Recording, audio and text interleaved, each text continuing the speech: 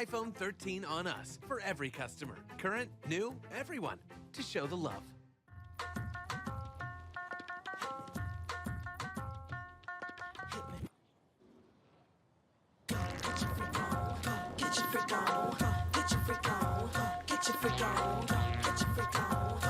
Black Star Network is here.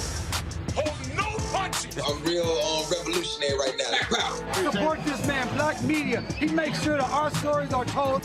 Thank you for being the voice of Black America, Roland. Stay black. I love y'all. All momentum we have now, we have to keep this going. The video looks phenomenal. See, this difference between Black Star Network and Black-owned media and something like CNN. You can't be Black-owned media and be scared. It's time to be smart. Bring your eyeballs home. You dig?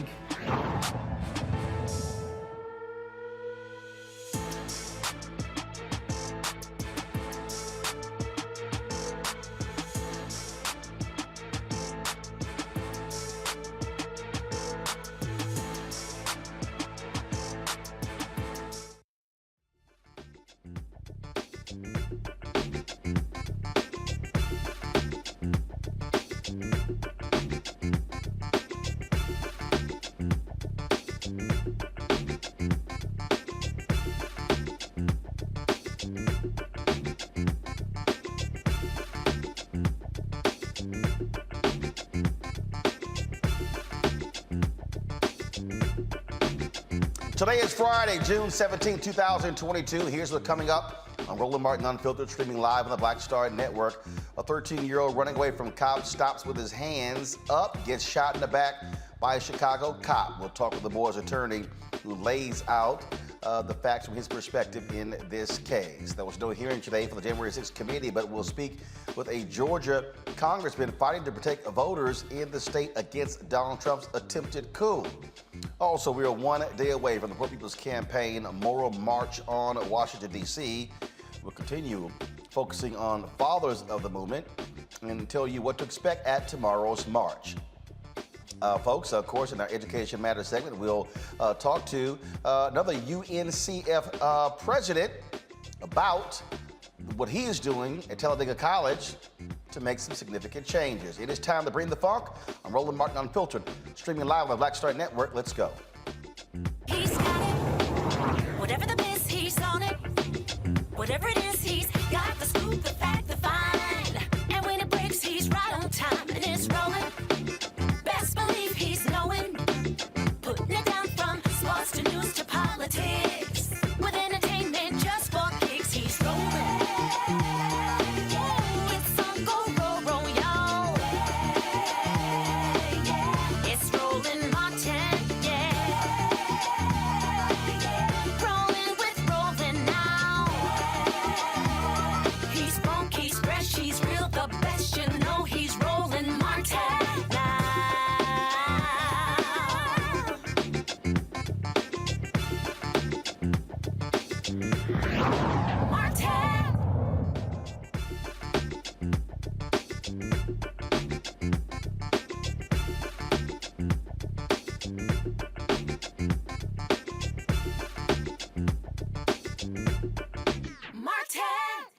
Folks, in Chicago, a newly released surveillance video shows the moment an unarmed teen gets shot in the back with his hands up by a Chicago cop. Folks, this is that particular video.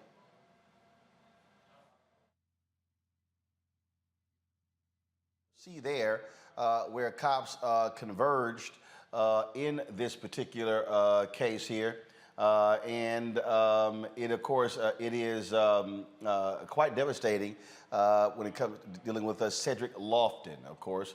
Now, folks, on Tuesday, we spoke with another client of our next guest. But let's start from the top again. Again, graphic video here we're showing right here. So let's reset it again.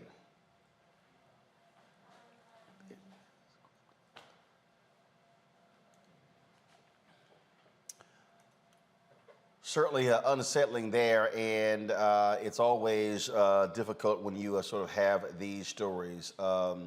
Andrew Stroth, managing partner, Action Injury Law Group, joins us right now. Andrew, glad to have you. First of all, what initially did cops lay out in this case? Did it differ from what the video actually shows? Well, I would say this, Roland. In Chicago, there's a history, pattern, and practice of officers shooting, as you know, young black men, and in this case, a young black boy with a foot pursuit. There was a call regarding a vehicle that was stolen. Cops responded, and what happened was my client was a passenger in a vehicle. He got out of that vehicle, ran away. The officers asked him to put his hands up. He put his hands up and was shot in the back. Unarmed, without cause or provocation, shot in the back. I'm actually going to be at Shirley Ryan Rehab Center tomorrow because this young 13-year-old black boy is fighting to be able to walk again. He loves to play basketball. He loves to ride his bike, and without cause or provocation was shot. And when that's just one of the videos.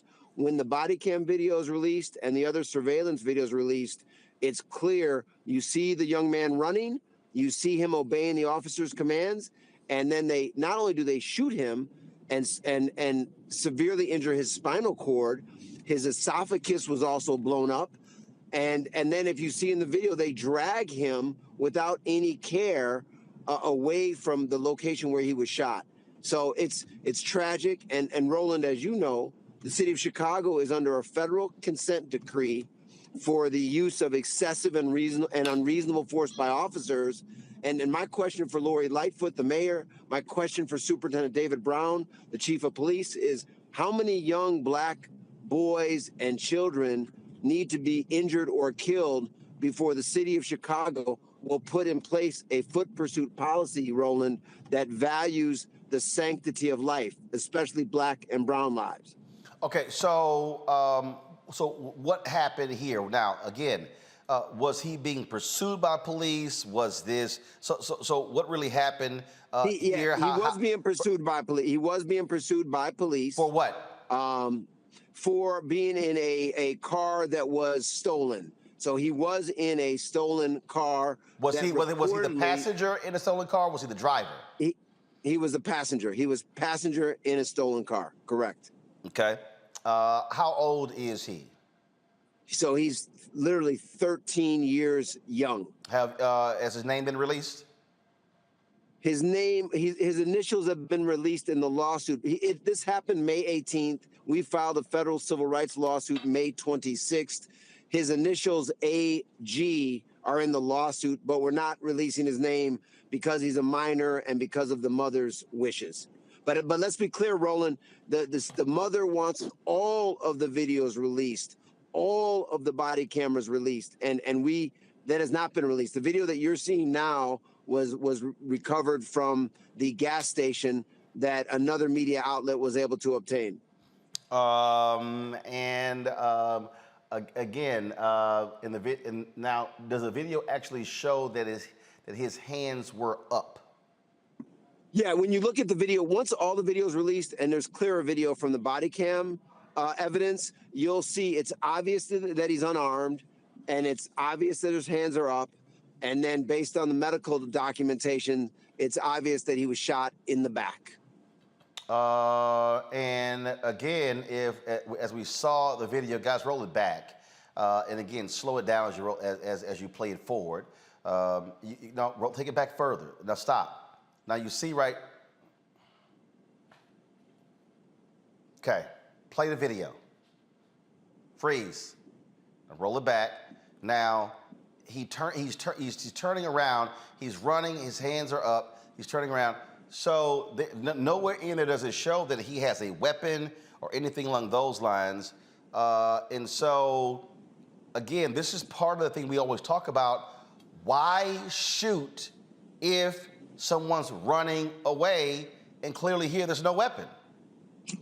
Exactly right, Roland. So when they talk about the Adam Toledo case or the Anthony Alvarez case or any of those other cases, the victim, the young black kid, actually had a weapon, and they still shouldn't have been shot. In this case, it's evident and clear that this young man, this young boy, did not have any weapon, did not present a threat, and was unjustifiably shot in the back. And now this young man may never walk again. Now, the shooting again took place when?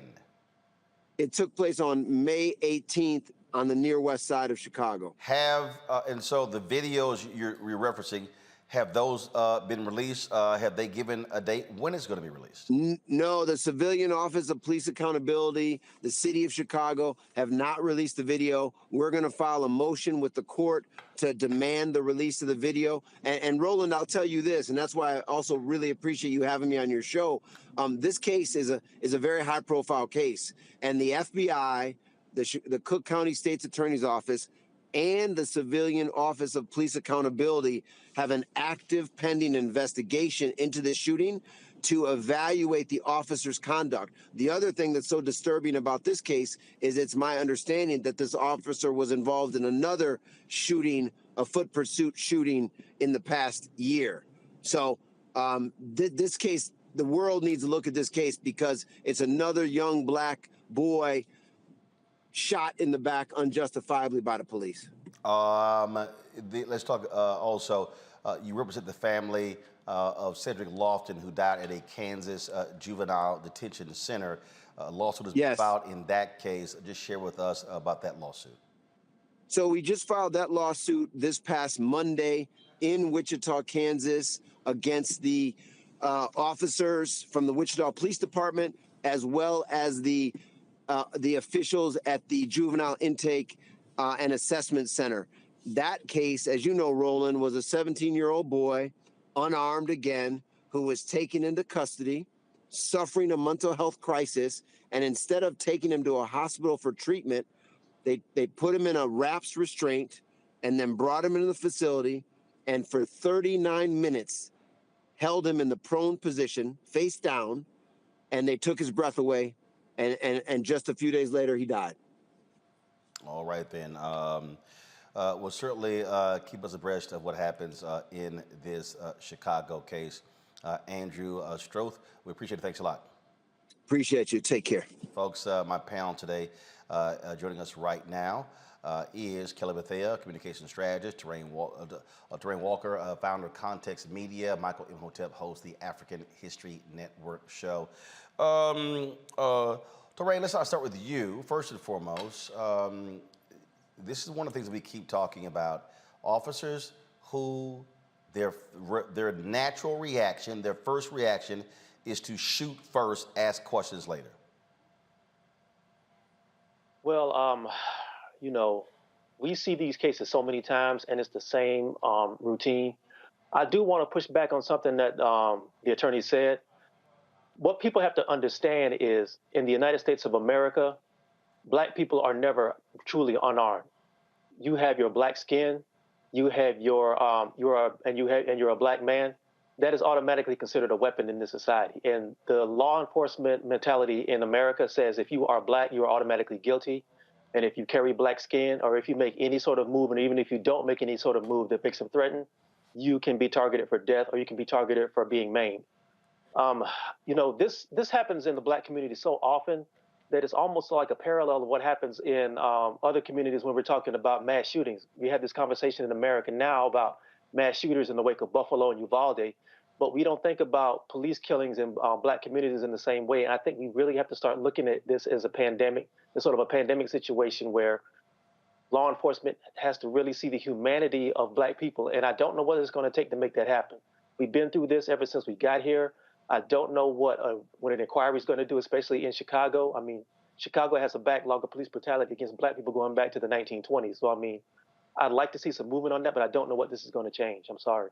You know, when we see so many of these cases, Michael, it just simply boils down to these cops. It doesn't matter if somebody's running away.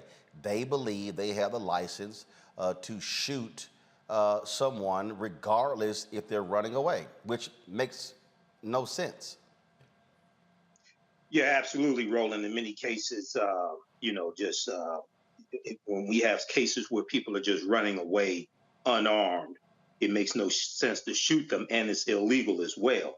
One of the things it was a couple of things I was trying to find out from this case, having read the article from the Associated Press for May 26. One, did the officer say stop, turn around to the 13-year-old boy? I couldn't figure that out. Two, I know at one point, according to the Associated Press, it said that the 13-year-old had his arms raised to surrender. Now, when he turned around, I couldn't tell from the videotape, but thanks for showing the video. When he turned around, did he still have his arms raised? I was trying to find that out.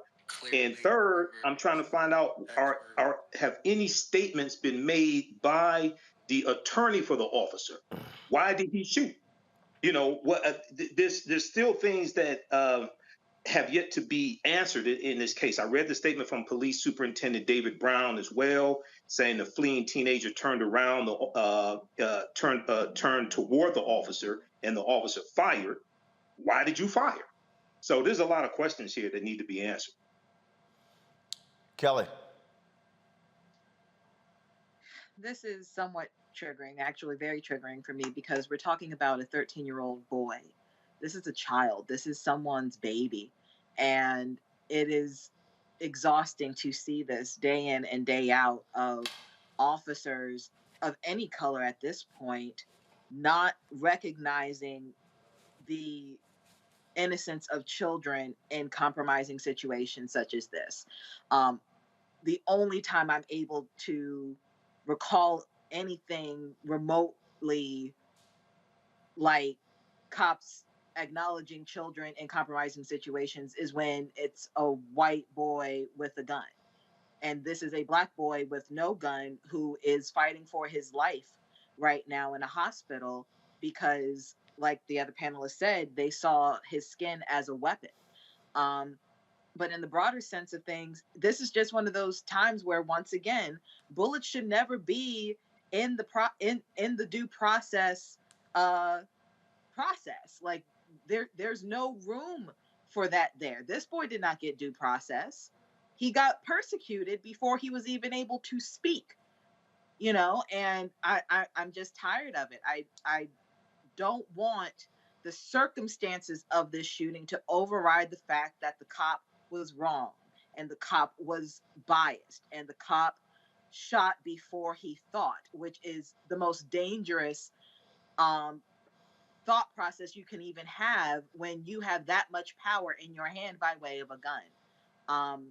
My sympathies out to the family and my prayers to the young man, the boy, rather, and I just hope that he heals, because we don't need any more dead children at the hands of police. Let's stay in Chicago. The Chicago police officer caught on camera attacking a woman walking entered a not guilty plea at his hearing today. Former officer Bruce Dykers caught charges of aggravated battery and official misconduct come from the August encounter with Nikita Brown.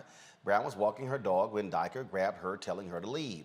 She believes the attack was racially motivated. He resigned after 23 years last month. Nikita has filed a federal lawsuit claiming excessive force being used against her. All right, folks, got to go to a break. We come back. We'll talk about January 6th committee. Jenny Thomas continues to stay in the news. And, of course, the investigation in Georgia, the impact that is having, where Donald Trump could very well be indicted for his criminal acts in trying to get officials there to change the vote count so he could win. Oh, don't forget, Senator Lindsey Graham, he also inquired. All of them should be indicted. You're watching Roland Martin Unfiltered on the Black Star Network.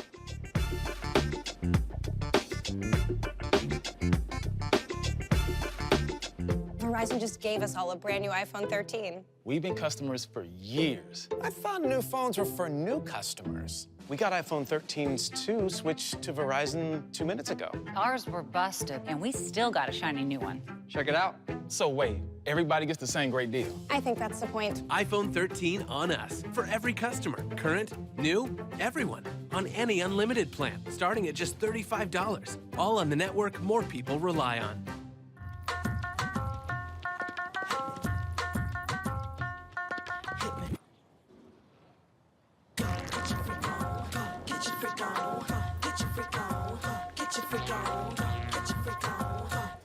On the next A Balanced Life with Dr. Jackie, we're talking all things mental health and how helping others can help you. We all have moments where we have struggles, and on this week's show, our guests demonstrate how helping others can also help you. Why you should never stop giving and serving others on a next A Balanced Life here on Black Star Network. Love our new Alexa. It's a Buick. Yeah, Alexa. Buick. Alexa. It's a Buick. It's an Alexa. It's a Buick. It's an Alexa. Coach, that's a Buick. That's an Alexa. The Buick Enclave with available Alexa built-in. We're all impacted by the culture, whether we know it or not. From politics to music and entertainment, it's a huge part of our lives, and we're going to talk about it every day right here on The Culture with me, Faraji Muhammad, only on the Black Star Network. How about sushi? I just had sushi for lunch yesterday. How about tacos? Automatic emergency braking, one of 6 advanced safety features standard on every 2022 Chevy Equinox. Find new technology. Find new roads. Chevrolet. You want me to do something crazy, but I don't know what to do. I'd rather just sit here. Hi, this is Cheryl Lee Ralph, and you are watching Roland Martin, Unfiltered. I mean, could it be any other way? Really? It's Roland Martin.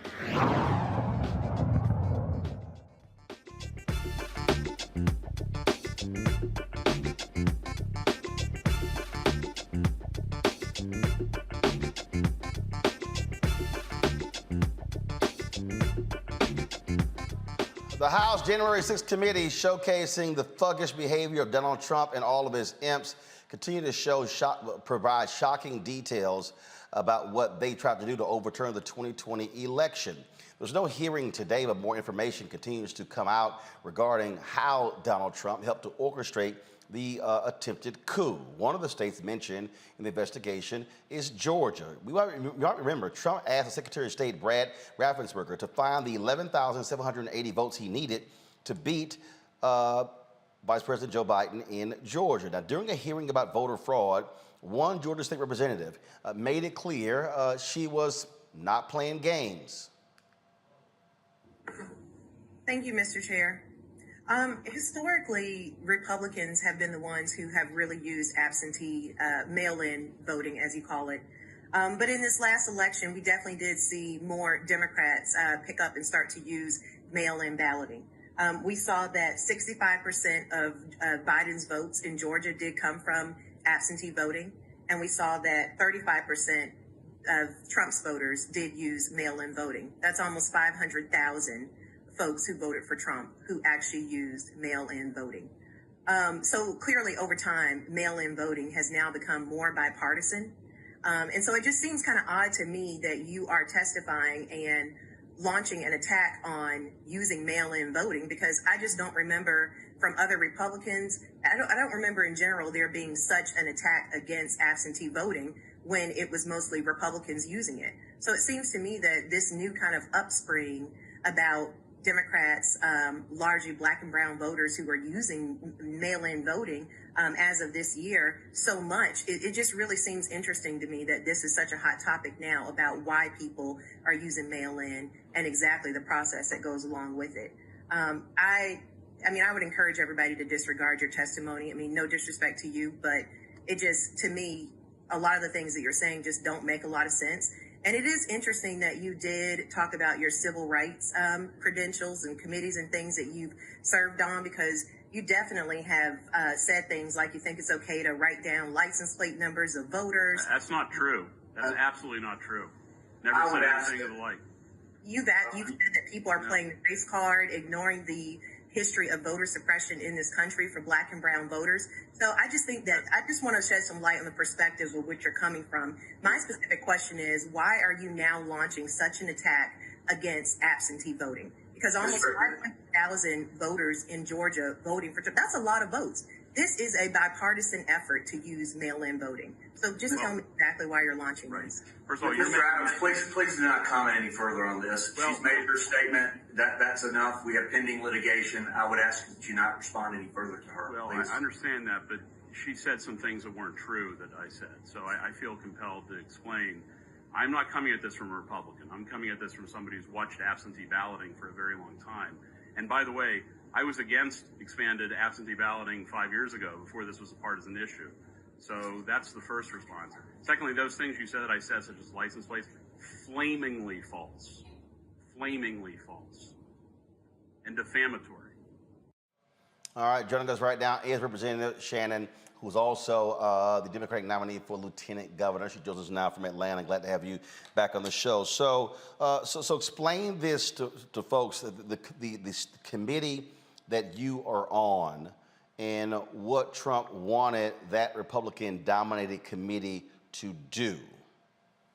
Sure. So thank you for having me, Roland. It's a pleasure to be here. Yes, this hearing took place a month before January 6th. And so this was at the time where the Trump lawyers were appearing before key swing state legislatures, attempting to get legislatures to think that something was wrong with their elections that they had just had, particularly here in Georgia, to get us all on the committee to think that something was wrong with the elections, so that then they could move a process where we would either redo the election, but really what they wanted was for all of us to decide that the election had been fraudulent and that the votes need to be tossed out of Georgians, and that the House of Representatives would ultimately select the electors. So what you saw in that clip was the Trump lawyers. The gentleman I was going back and forth with is somebody who came from the Bush DOJ and has a long history, regardless of what he says about that's not true. He has a long history of going into places that have experienced voter suppression historically, going in and kicking black and brown voters off of the rolls. And it was because of that his service with DOJ was not very long. The thing that's interesting here, again, as you watch this, I mean, it is undeniable what happened here. And that is, they wanted to steal the election. They were pissed off that people did not vote for Donald Trump. You have the Fulton County investigation going on by the DA there, where they could potentially be indicted. One of the things, though, that I think is important that has to be stated is there has to be a situation in this country where people are, they got to stop being afraid of holding this man accountable. When he was impeached, it was Senator Susan Collins who said, oh, she believed that he learned his lesson. He got more brazen. Mm-hmm. If the Department of Justice does not indict him, mm-hmm. if the Fulton County DA does not indict him, if the New York Attorney General does not indict him, do folks understand that this man will go even further in 2024? That's absolutely correct. And I think a lot of folks are realizing what Black Americans have known for a long time, which is powerful white men a lot of times are above the law. And that's not the way that democracy should work. Just like when they came to my committee, Governmental Affairs, which you saw the clip, they were trying to present themselves as election integrity experts, which they were not. And so I felt it was important to reflect the true, background that these folks come from, because what they were trying to do was something that we've never seen in history before. They were trying to overturn a legitimate election because black and brown voters showed up and said they did not want to reelect a committed white supremacist in chief, that being the former president. And it was Georgia Republicans who got further pissed off with the elections of Warnock and Ossoff. And mm-hmm. they immediately began to say, hey, we got to change the law. And now, even though you had Republicans who were over the elections, who were saying there was no voter fraud, they still didn't care. Trump wins Texas. We're going to change the law anyway. You look at other places. So what you have here is a party, and let me be real clear, because this is the problem that I sort of had with the January 6th committee. They are framing this thing as Donald Trump. No, they have to peel the onion. They've got to show people that this is the entire party. This is top down, bottom up. These are national people, state people, local people. They have fully bought into this. And so if we just keep trying to make this thing out to be about Donald Trump, that was the mistake that Hillary Clinton made in 2016 when she tried to separate him from the Republican Party. It's the mistake that President Joe Biden keeps doing when he mm-hmm. keeps acting as if there's another Republican Party out there. No, they ain't there. This is the Republican Party. That's right. And, we're glad that Liz Cheney is acting as a decent human being on this committee. But, medals cannot be given out to folks who have helped to create the situation that we have today. It's just like you said, Democrats have got to wake up and realize that there is a significant segment of white men in this country who would rather see democracy go away rather than have to share power with all of us who should have access to the ballot box equally. That is what their party is about. That is what they are about.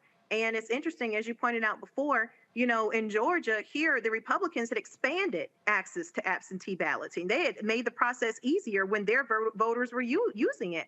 And as soon as Black and brown voters started to use it and they no longer were able to easily use that process to get elected, that's when they wanted to change the rules. And they're still in the process of that. We've seen nothing but voter suppression bills come through more and more since 2020.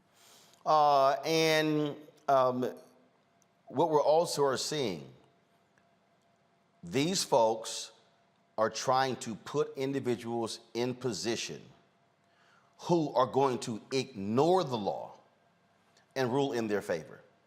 The people they're running for secretaries of state, Trump was absolutely against Kemp as well as Raffensperger, and he got beat back by Republican voters there. But they have not stopped. They want to take over local election boards. They changed the law where they can be able to impact and take over the Fulton County Elections Board. They do not want Black people in charge of elections. They do not want there to be any progressives or liberals. They want to run the entire election apparatus in order to achieve their ultimate goal, which is power. Roland, it is like you have lived in Georgia, because not only did they do that in Fulton County, they also in this past legislative session ran a string of bills that basically amounted to gutting local election boards in every county that was, that had majority Black voters or trending Black and brown, where they had a Republican commission. So what these bills look like is basically the gutting of all current members and then allowing these Republican control county commissions to set up new election boards. So we have got to understand what time it is. The other thing I'll mention is much of the, nation talks about Brad Raffensperger as a hero. He's not. It's, as you said before, all of these folks have contributed to this. And anybody who watched the Georgia hearings, when we had the hearings, saw that at one point I did confront Brad Raffensperger on the fact that he was the one telling the big lie about election fraud before the president was. So this guy is no hero. They have all been in this together. And I think that the only reason that Brad Raffensperger stepped away from what the president wanted him to do was because he didn't want to go to jail. So we've got to realize who all of these people are, and it's not just limited to Trump. And again, people are lionizing Mike Pence as if he did something great, when the fact of the matter is, when Mike Pence was approached with his attempted coup, he didn't call the FBI, he didn't call the DOJ, he didn't call a lawyer, he called former Vice President Dan Quayle. And so I'm not sitting here praising his ass as if somehow he did something so right. No, what Vice President Mike Pence did and what the rest of these people did, they stayed silent. They said nothing, because the truth be told, they sat back and quietly was like, we hope it actually succeeds so we can stay in power. Absolutely. Representative Shannon, we certainly appreciate you coming on the show. Thanks a bunch. Thank you for having me. All right, let's go back to our panel. I'm telling you, Michael, I keep trying to tell folk, if you keep trying to make this thing about Trump, you are losing the larger issue. This is the entire Republican Party. And if we, and I get what the committee is doing, but now they still are sort of, we don't know about Jenny Thomas. What the hell are you doing? There are 9 Supreme Court justices. She's sleeping with one of them. And you're sitting here afraid to really pull her into this? No, this committee should be expanding its investigation and should be saying anybody that's involved. And here's the crazy thing that I don't understand. I am very confused. The Department of Justice is now requesting documents from the committee regarding the activities of the Proud Boys. How in the hell they didn't already have them? Well, when I've been following this, Roland. I watched the third hearing yesterday. The Department of Justice has their own investigation, but they want to corroborate what they have investigated with what the January 6th committee has. No, what I'm saying is, if you're the January 6th committee, you don't just sit there and just hold on to it for yourself. As they were gathering stuff, they should have been saying, send a copy to DOJ. Well, what Representative Benny Thompson said today when he was surrounded by reporters and they showed it on MSNBC, he said that they are continuing their investigation. And he said they don't have time to, he said they will cooperate with the Department of Justice, but they don't have time to stop right now with their investigation to provide the Department of Justice what they need. Now, no, it's a copy machine. It's called, take that shit to Kinko's and make some copies. Not Kinko's. Does that even exist anymore? Yes, FedEx bought them. FedEx, Kinko's. Right. I understand, Roland. So we'll see what happens with that. They're gonna cooperate with the Department of Justice, okay? But something more important here, because so much information has come out from this. Trump is at the center, but this is bigger than Trump. And the reason why it's bigger than Trump is because we saw what came out in the third hearing yesterday, and the culpability of John Eastman, who was one of Trump's attorneys, and John Eastman pushing to have Pence invalidate the votes, even though he knew it was illegal. And Greg Jacob, who was Vice President Mike Pence's one of his top attorneys, Greg Jacob testified to this, and he told him, he said, look, if this goes to the Supreme Court, we're going to lose 9-0. And eventually, John Eastman agreed as well. So there are multiple parts. The Proud Boys are part of this. And when the Proud Boys testified, you have Rudy Giuliani, you have Peter Navarro. There are multiple parts, but they're working for Trump.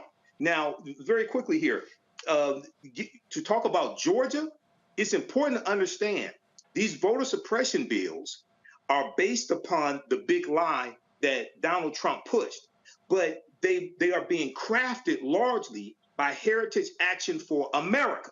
Heritage Action for America was exposed by Mother Jones back in May of 2021.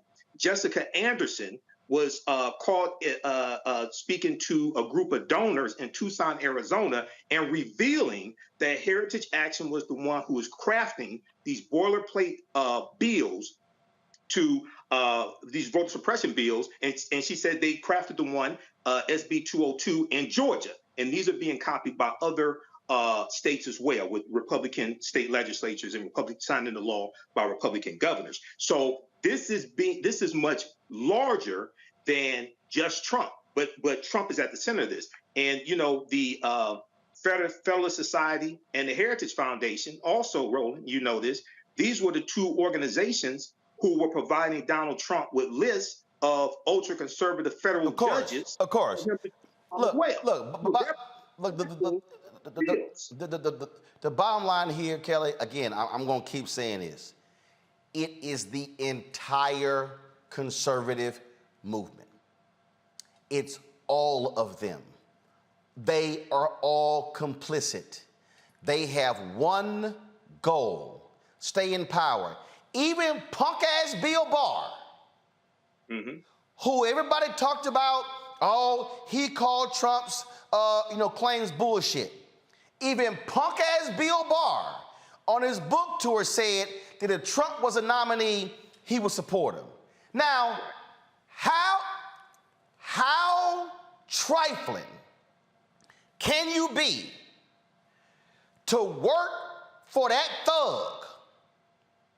And you saw what he did, and you see all of this, and you actually say, yeah, if he's a nominee, I will support him.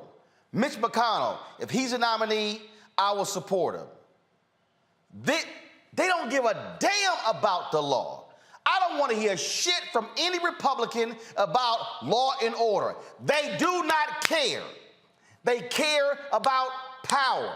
which is why I need these sorry-ass Dems to stop being so, nice and squeaky clean, to realize you are fighting thugs. And when you fighting a thug, you gotta pick up a 2x4 or a brick or a pipe or whatever to win, because they ain't playing by no damn rules. Because there are no rules to be had. There are no rules of engagement when you are at war, right? Like real scrappy war, not talking about like the art of war. To your point about this being the conservative movement, I kind of want to push back against that and just say that this is the white supremacy movement. No, that's the same thing. Well, yes-ish, right? Because the people that you're seeing right now, they're all white. So you're not going to be like, this is white supremacy. It's kind of like, duh, yes, it's white supremacy. But there are black people who also support Donald Trump. It was, baby, Kelly, Isaiah T. Montgomery went to the Mississippi Convention in 1890 and voted with the Republicans to take the votes of the right of black folks to vote away. So, yeah, look, what was the skit on Chappelle's show? What was the skit? What was it, Tyrone who? What was it, Tyrone? Tyrone Biggum. Tyrone Biggum? Tyrone Biggum. Hell, they exist. It's the same. But I want to call a thing a thing, right? Yeah, because the Republican Party, the conservative movement. I would rather just call them white supremacists. No. See, no, you can't do that, Kelly. Because see, here's why. Here's what they do. I'm not a white supremacist. How dare you call me that? So no, I'm going to say what it is. The entire conservative movement, the entire Republican Party. I ain't going to give you no wiggle room, because see, here's what happens. We then get into a debate. I'm not a white supremacist. Yes, you are. I'm not a white supremacist. Yes, you are. I'm going to take that off the table. I'm saying the entire Republican Party, the entire conservative movement has no problem and are fully aligned with all of the actions of these people, from voter suppression to trying to steal the election, to trying to position themselves to steal future elections. They do not care. They are making excuses. Congressman Jim Jordan was like, well, we ain't learning anything new. Right today, Donald Trump is speaking at Ralph Reed's Faith and Freedom Conference. Let me repeat that. Faith and freedom. So-called Christian Ralph Reed. You got a known liar speaking at your convention. Matter of fact, again, Kelly, that's why I got to call it, call it what it is. The known liar, I got one. Matter of fact, play crazy ass white people, please. Don't go to my video. Play crazy ass white people. Don't go to my video. I'm white. I got you. Doc. Illegally selling water without a permit on my property. Whoa! Hey! Give me your ID. You don't live here. I'm uncomfortable. At the Faith and Freedom Conference, listen what the liar said about MLK. It's true. Now think of how bad a person do you have to be. You know it's a fake story. It was made up by him and Hillary Clinton and all these. All right, video froze here. Y'all, this fool Kelly said he had more people at his January 6th rally than MLK had the I Have a Dream speech. But here's my whole point. Y'all, show the video. No, go to the video. I want you to see the graphic. It's faith and freedom. No, it's faith and freedom. Ralph Reed. It was made up. Ralph Reed is such a supporter of a liar. They ain't no real damn Christians. Right. And so this is who they are. And so the problem is when we know what they are, but the problem is when you hit them with that, mainstream media doesn't want to go there. They don't want to call them that. So my whole deal is going to say no. Your entire apparatus, your foundations, your political leaders, RNC, the state people, the entire infrastructure of the Republican Party It's about staying in power. And Dems are, what my man Joe Morton said on Scandal, you're running around in the field of daisies while bombs are going all around you. That's Democrats. They just run around, oh no, everything's great. No. These people are evil. Evil. Kelly, then to run. No, I mean, I disagree with your approach, but I agree with everything that you said as far as, like, you are right. They are they are Republicans. They are conservatives. I personally think that we need to call it out more often so that it is more comfortable in the mouths of the media to call them white supremacists, because until we get comfortable with that, it is still going to be a taboo issue that people stray away from. And by white supremacists, I don't just mean white rich men. I mean Black people who uphold whiteness. I mean other people of color who uphold whiteness. We all need to rethink what white supremacy is. It is not just white people wanting to preserve whiteness. It is anybody who wants to preserve whiteness, and at the expense of other races, at the expense of other people in this country. So until we get that kind of vocabulary, that kind of lexicon into mainstream media, you're right. Every time we say it, it's going to be an issue and people are going to back away from it. But until we start talking about it regularly, because there are plenty of catchphrases and titles and labels that were considered taboo that were not in media for a long time. But it wasn't until we started saying it again and again and again that we got comfortable with it, to the point where it's no longer taboo, to the point where no one else knows what else to call it but the thing that it is. I want the phrase and the notion of white supremacy to get to that point. Here's the whole deal. Look, that's what I'm saying. Look, Torun, I got a book coming out called White Fear in September, but here's the reality. In the last election, 72% of the overall electorate was white. So, look, I get the point.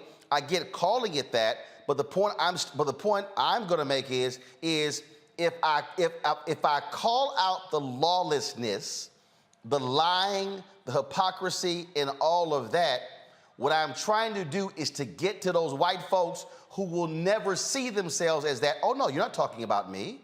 Because again, part of the problem in this America, whenever you have this conversation about racist, non-racist, what has happened is the notion that you're racist if there's a burning cross in the front yard, or if you got somebody on tape with the N-word.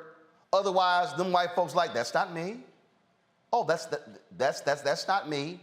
What I am trying to say is the entire conservative movement, Joe Biden, there is no your grandfather's Republican Party. It's dead. It's gone. It's extinct. There's no such thing as moderate Republicans. There's no such thing as liberal Republicans.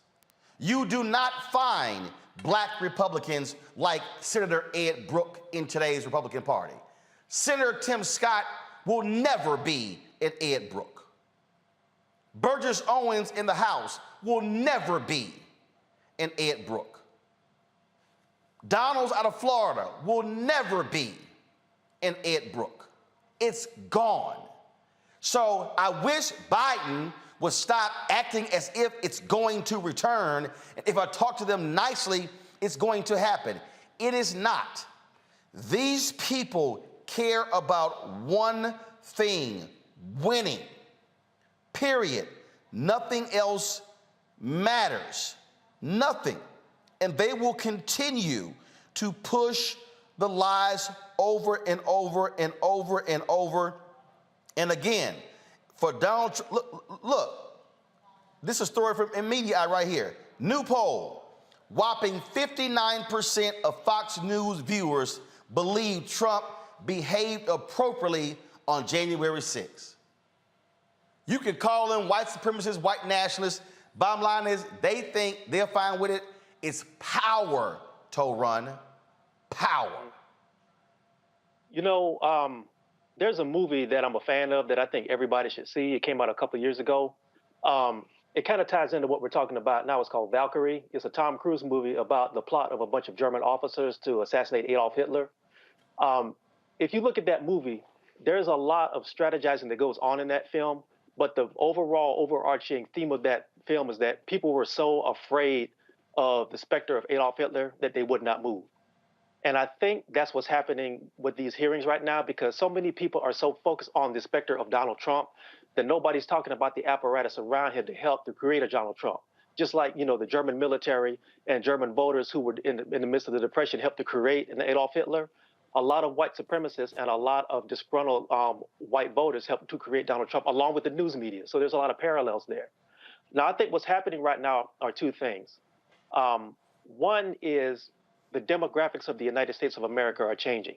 America is getting blacker and browner, and there's nothing that anybody can do to stop that, whether it's people who are coming in from other countries or it's the birth rates in America.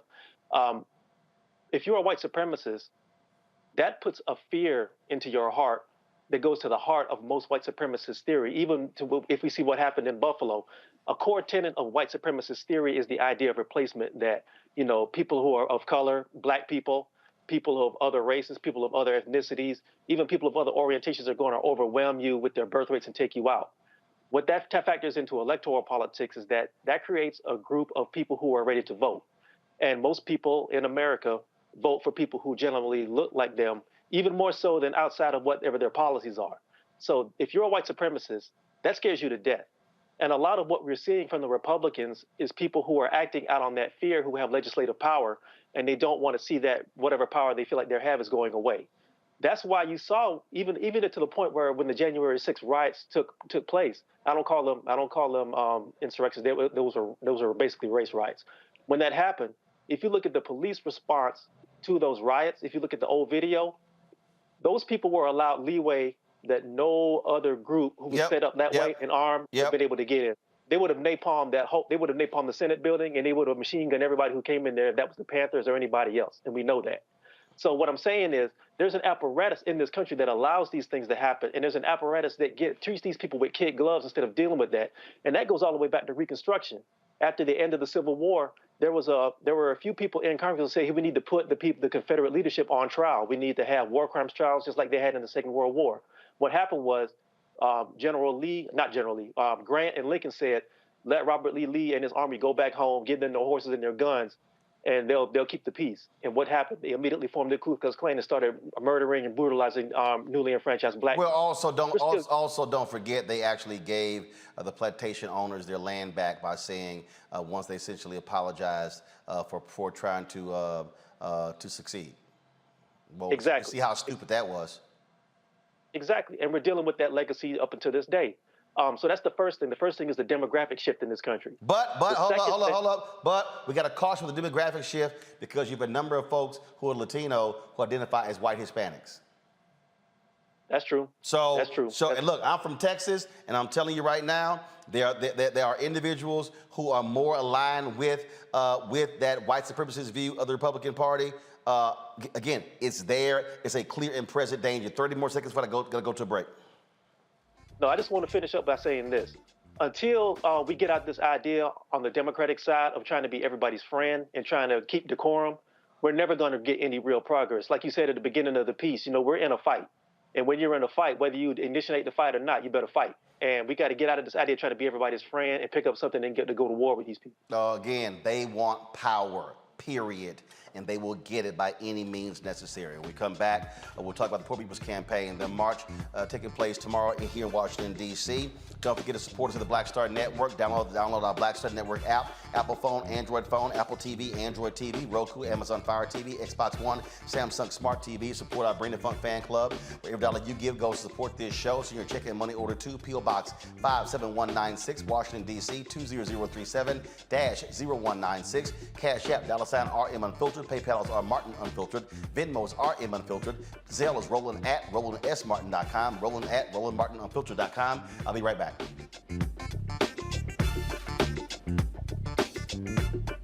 Love our new Alexa. It's a Buick. Yeah, Alexa. Buick. Alexa. It's a Buick. It's an Alexa. It's a Buick. It's an Alexa. Coach, that's a Buick. That's an Alexa. The Buick Enclave with available Alexa built-in. A powerful movement is rising across America. From the Mississippi Delta to the Apache stronghold. From the homeless encampments of Washington State to the coal fields of Appalachia of West Virginia. We are the 140 million poor and low-wealth people in this country, and we are building the Poor People's Campaign, a national call for moral revival.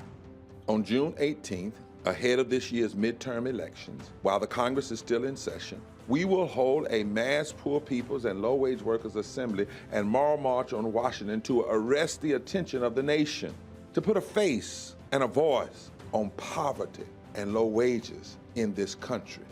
This is a watershed moment for justice and democracy in America.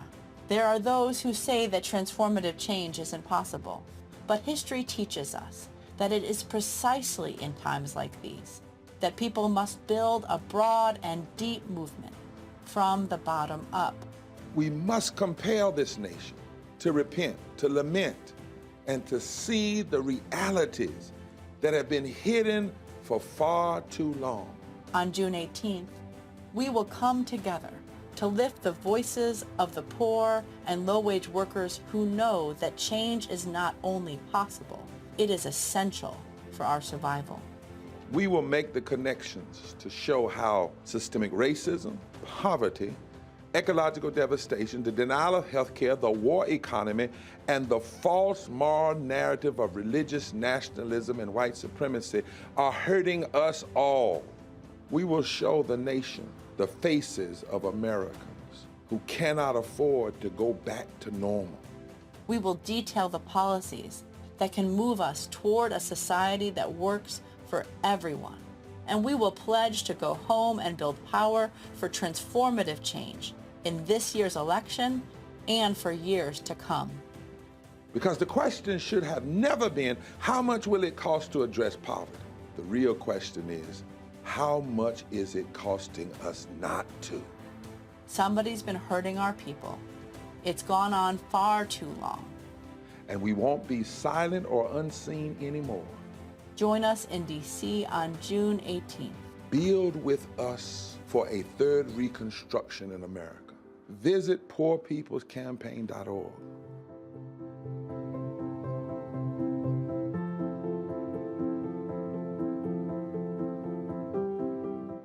How about sushi? I just had sushi for lunch yesterday.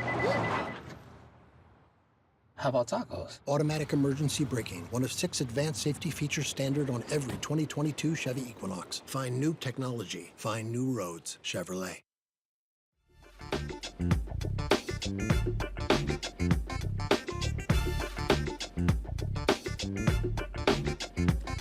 Tomorrow in Washington, D.C., the Poor People's Campaign will have their march here in the city. We'll be live broadcasting from there. Our coverage will begin at 9 a.m.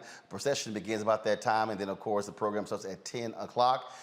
We have been talking about this for the last several months. And, of course, this is also Father's Day weekend, Juneteenth weekend as well. The focus is on low-wage workers and the poor and establishing an agenda representing the 140 million low-wage workers across the country. Jack Golub joins us right now. He's a young teacher at a school with a majority of immigrants in Austin, Texas.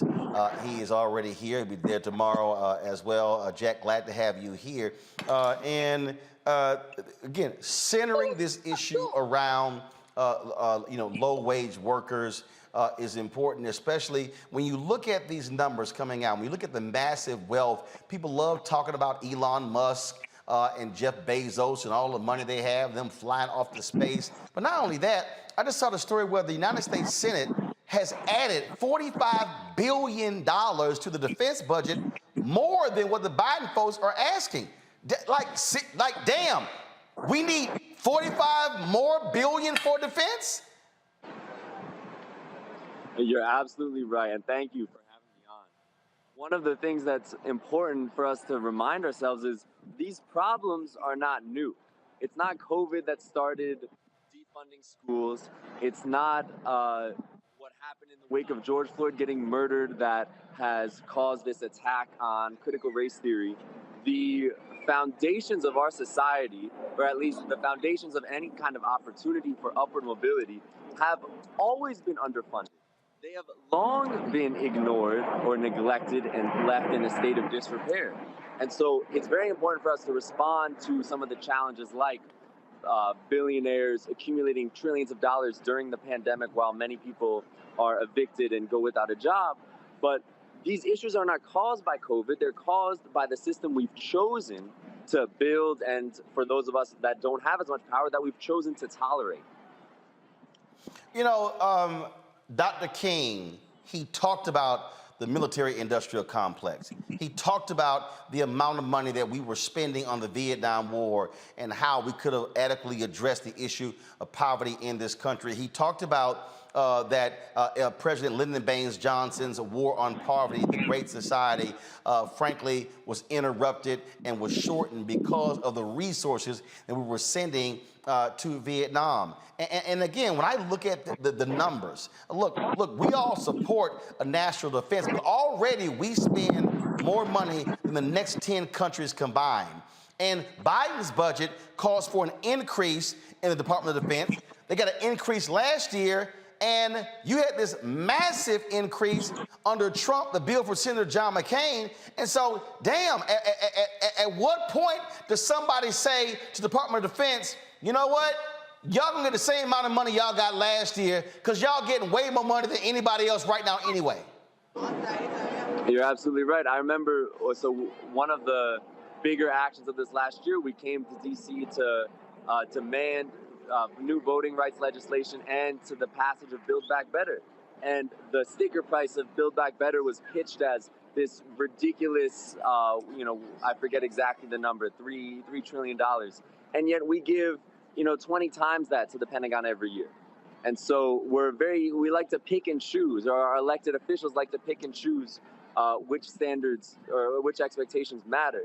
And what you're saying reminded me, I'm not sure if it was Dan Patrick, but it was some Texas official who talked about how it's important for us to stop talking about racism and realize Dr. King's dream. But they conveniently ignore that there is no room for war in his dream. There is no room for poverty in his dream. There is no room for an economy dictated by exploitative special interests and not a generative economy that is both lifting from the bottom and just giving contributive opportunities to everyone. Now, all that gets ignored. And so those people, and it's largely Republicans, but it's not just Republicans. They're selective about which parts of the message that they want to share. And so part of this movement, especially tomorrow, is we're giving you the whole message. There's a reason that you heard Reverend Barbara and Reverend Liz talk about all those issues: systemic racism, poverty, ecological devastation. They're all happening at the same time. They're all intertwined. And if we try to just pick one of them, then the others will take its place. We've got to address all of them because it's an interlocking form of oppression. And so only that intersectional form of liberation is going to stop the oppression.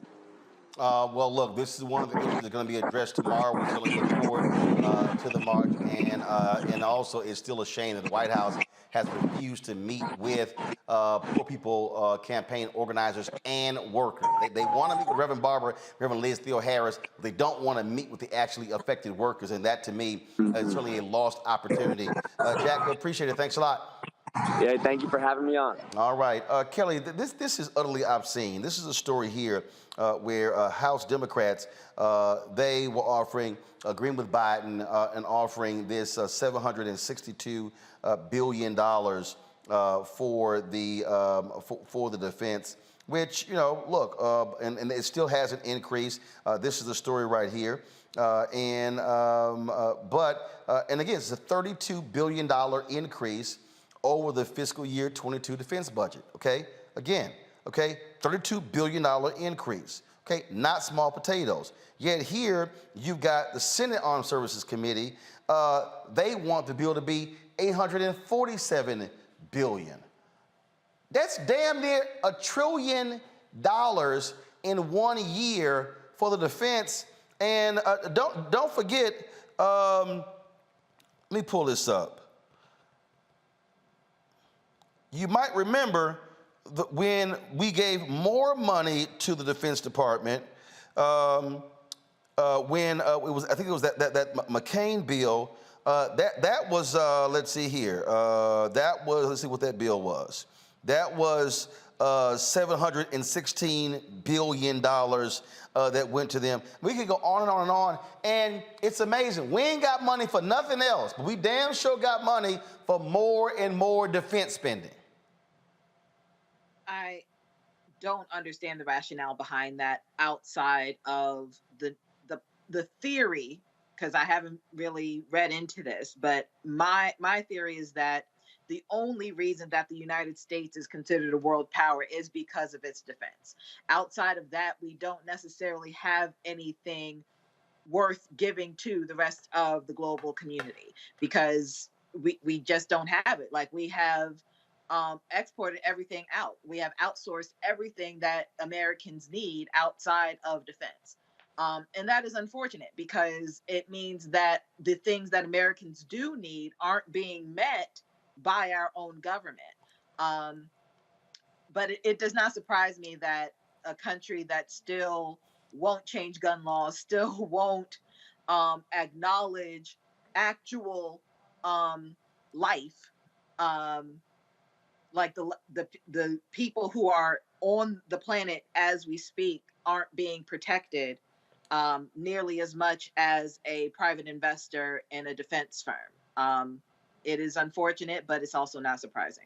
To run, I remember a story that came under, and this took place during the Obama administration. This is the story here. This was December 2016. Headline, Pentagon buries evidence of $125 billion in bureaucratic waste. $125 billion. Lee said the Pentagon has buried an internal study that exposed $125 billion in administrative waste in its business operations amid Congress would use the findings as an excuse to slash the defense budget. Well, no shit. And what I don't understand is, when are you gonna have political leaders say, yo, Pentagon, here's the whole deal. Why don't y'all get rid of the $125 billion in waste and then holler at us next year when it comes to giving y'all a raise? This real basic. If your brother or sister kept borrowing money from you and kept spending on some bullshit and wasting it, you could be like, yeah, dog, you ain't getting my money. Not from me. You know, you will never go broke in Washington being either a middleman or a defense contractor. Never. You know, that's just the cold hard truth. You know, there will always be money. Like, you know, we just celebrated the anniversary, Tupac's anniversary. His classic line was, "They got money for wars but can't feed the poor." That's real. People in government can always find money for weapons. They can always find money for whatever they want to find it for. And as far as if we're talking about waste, that's probably a drop in the bucket compared to what's going on in 2022 that we won't know about till 10 more years. If you're dealing with bureaucracy, you're going to be dealing with some sort of lack of oversight, and you're going to deal with incompetence, or you're going to deal with a lot of deliberate graft. But as far as back to the subject, America right now is the #1 military power on earth. China is a distant second. Nobody else is really in that ballpark. We have enough weaponry to be able to fund and defend ourselves, defend this country for the next maybe like 50 years. To the point that we are the #1, I don't want to butcher this, but I think we're the #1 weapon supplier on earth, if I'm not mistaken. There's always going to be money for that. There would not be a really big dent in America's defense budget if we took some of this income and we started looking at maybe dispersing this money out to people who definitely need it, people who are homeless, even homeless veterans who have to go and fight for everything they get after they've served this country. There is a lot. I think there's so much bulk and there's so much pork in the American government, and so many people are benefiting from that people who are poor and middle class are going to suffer the most. And they're already talking about another recession coming down the road. It's going to get really desperate. And to the point of the Democrats, obviously this is an election year. People who would ostensibly be voting Democrat are paying very close attention to where people's priorities are right now. People are living hand to mouth. People see money going over to the Ukraine. People see money going everywhere else except for the people who are right here people who are, especially black voters who are supposed to be the quote unquote bedrock of the Democratic Party, are seeing all this stuff flying out left and right, where their material conditions are still the same. That's going to affect them in the ballot booth coming up real soon. And if they don't understand that, and it seems like they're determined not to, it's going to be a disaster come in the midterms, and especially in 2024. There's a reason, Michael, why there's a defense contractor in every congressional district in America. Well, defense is always big money. When we go back last week, we talked about World War II. We talked about the arsenal of democracy, and General Motors, Ford, and Chrysler had massive contracts with the federal government to produce military weapons, to produce Jeeps and B-24 Liberator bombers and things like this. There's always big money in defense contracts. The $125 billion in waste, yes, they need to reduce the fat, cut the fat, reduce the waste when it comes to the federal budget. But also I think something that's very important for us to do, Roland, and maybe not on this show, but maybe in a future show. The fiscal year 2023 federal budget is about $7 trillion.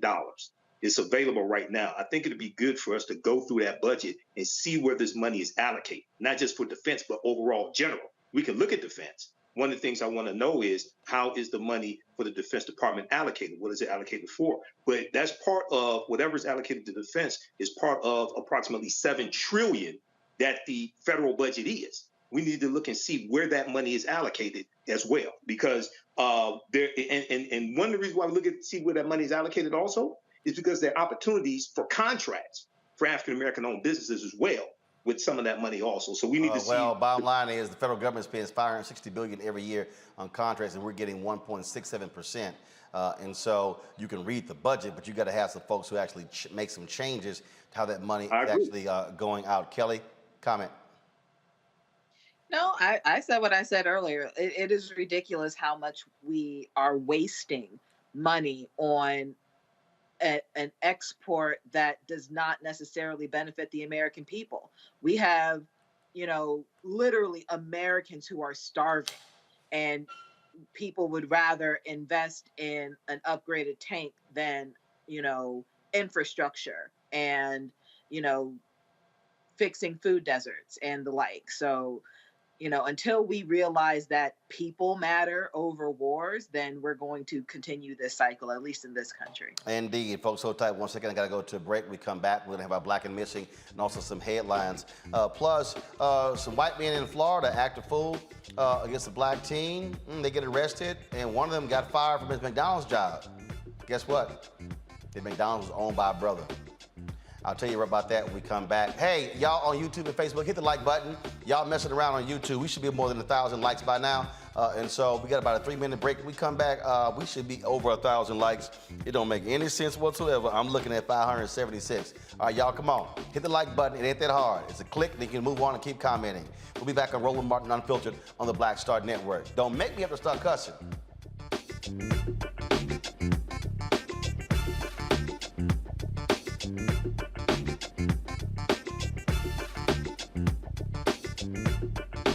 Love our new Alexa. It's a Buick.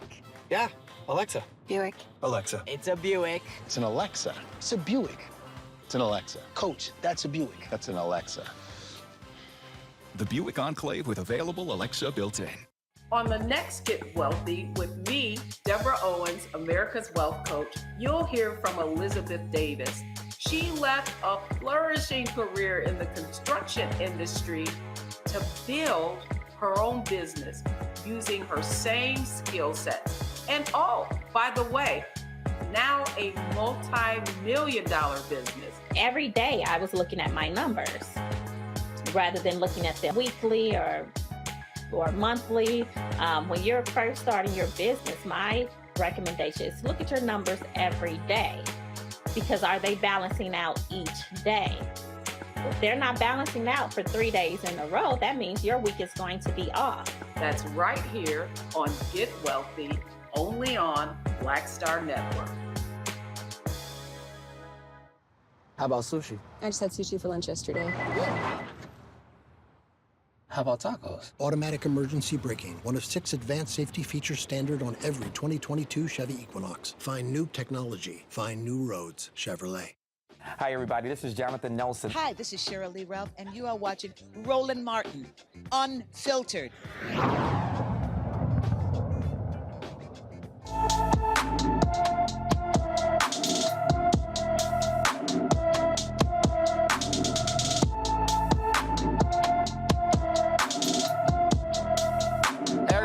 Disappeared on June 8th from Raleigh, North Carolina. The 17-year-old is 5 feet 5 inches tall, weighs 180 pounds, with black hair and brown eyes. Well, she was last seen with red and braided hair. Ariel has her nose pierced, a tattoo on her neck. Anyone with information about Ariel should call the Raleigh, North Carolina Police Department at 919-831-6311, 919-831-6311. The funeral for 11-year-old Layla Salazar, who adored koala bears, loved the Dallas Cowboys, and danced in TikTok videos, was laid to rest today. Her family said she wanted her grandparents to pick her up as often as possible from school because they would treat her to tacos. She was among the last of the 21 victims of the May 24th mass shooting in the Texas town. The final funerals for the remaining victims would take place next week. Folks, it took more than 70 years, but freedom riders sentenced to a 1947 chain gang for involvement in the Journey to Reconciliation got their sentences vacated. Civil rights leader Bob Rushton and 3 other men were arrested in Orange County, North Carolina, after launching the first of the Freedom Rides, challenging the Jim Crow laws that mandated bus segregation.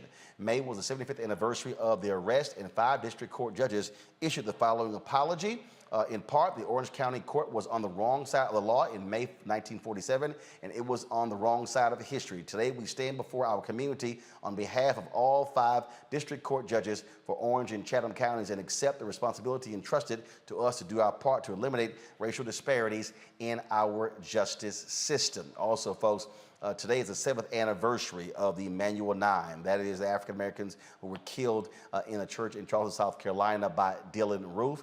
And so certainly our thoughts and prayers go out to the family as they still reflect on this day on what happened in that church at a Bible study. The white Michigan cop charged with the murder of Patrick Loyola has been fired in Grand Rapids, Michigan. Christopher Shum's firing comes after being charged with second-degree murder. He shot and killed the Congolese immigrant in the back of the head during a traffic stop. And again, he's already been indicted. Now he no longer has his job. A shooting in an Alabama church potluck rocked the community as the gunman was a congregation member. A 71-year-old man shot 2 elders and wounded 1 at a potluck held at St. Stephen's Episcopal Church in a suburb of Birmingham. The 2 elders, Walter Rainey and Sarah Yeager, died from their wounds, while the 3rd victim was hospitalized. Church members subdued the suspect until the police arrived. He's currently in custody facing capital murder charges. In Ohio, the Justice Department has secured a settlement with Ohio's Groveport-Madison Local School District Board of Education. The settlement resolves the department's complaint the board violated Title VII of the Civil Rights Act of 1964 when it discriminated against and retaliated against former Groveport-Madison High School assistant principal Amon-Ra Dobbin. According to the complaint, Dobbins was unfairly disciplined for complaining about the school district's dress code policy. Dobbins believes it was implemented to discriminate against black students. The board is subject to enact a consent decree and pay the former assistant principal $200,000 in back pay and compensatory damages. Let's go to Florida, where 2 white men face federal hate crime charges for yelling racial slurs while violently attacking a black man. Roy Lashley and Robert Lashley are accused of calling the black man names and repeatedly striking the victim with closed fist and an axe handle. The defendants each face a maximum term of 10 years imprisonment, 3 years of mandatory supervised release, and a $250,000 fine if convicted. Here's first of all, another story that came across, and then folks had reached out to me, and that is it dealt with a black teen who was impacted. So the teen's sister put this video out showing these white men attacking her brother, and one of them was Howard Hughes. It took place in Sanford, Florida. That, of course, is where Trayvon Martin was shot and killed. Here's that particular video. I'll talk over it. You actually, go ahead and roll it, please. So you actually see they threw a rock in the car and came after him. You see the damages that were done to that particular car. The initial reports said that the men were owners of McDonald's franchises, when in fact that wasn't the case. One of the men, you see him right there in the blue shirt, that's Howard Hughes. Well, he actually worked at a McDonald's franchise. Oh, I'm sorry, he used to work at a McDonald's franchise. Why is that? Because he has been fired from that McDonald's franchise. Y'all know why he got fired? One, because of the situation. By the way, the owner of that McDonald's is black, and that owner name is Jim Gilchrist. And so Howard no longer has his job. I keep telling y'all, let these folk act a fool, y'all gonna lose y'all job. We're more than happy to see you replaced by somebody black. Folks, got to go to a break. We come back. We'll hear from the president of Talladega College. We also have our Education Matters segment. All that and more on Roland Martin Unfiltered right here on the Black Star Network. Download our app. Available on all platforms: Apple phone, Android phone, Apple TV, Android TV, Roku, Amazon Fire TV, Xbox One, Samsung Smart TV, and of course, join our Bring the Funk fan club where every dollar you give goes to support this show. Check and money orders go to P.O. Box 57196, Washington, D.C. 20037-0196. Cash App is $RM Unfiltered. PayPal is R Martin Unfiltered. Venmo is RM Unfiltered. And Zelle is Roland at RolandSMartin.com. Roland at RolandMartinUnfiltered.com. We'll be right back. iPhone 13 on us for every customer. Current, new, everyone. To show the love. How about sushi? I just had sushi for lunch yesterday. How about tacos? Automatic emergency braking, one of 6 advanced safety features standard on every 2022 Chevy Equinox. Find new technology. Find new roads. Chevrolet. On the next Black Table, with me, Greg Carr. An amazing conversation with one of the most important thinkers of the last century. If you've ever taken an African American Studies course, he is one of the pioneers that made it possible. We didn't come to UMass grateful to be there. We brought in people that were better than the white people that were there. Professor John H. Bracey Jr., historian, activist, prolific author, and amazing teacher. He joins us on the next Black Table, only on the Black Star Network. Love our new Alexa. It's a Buick. Yeah, Alexa. Buick.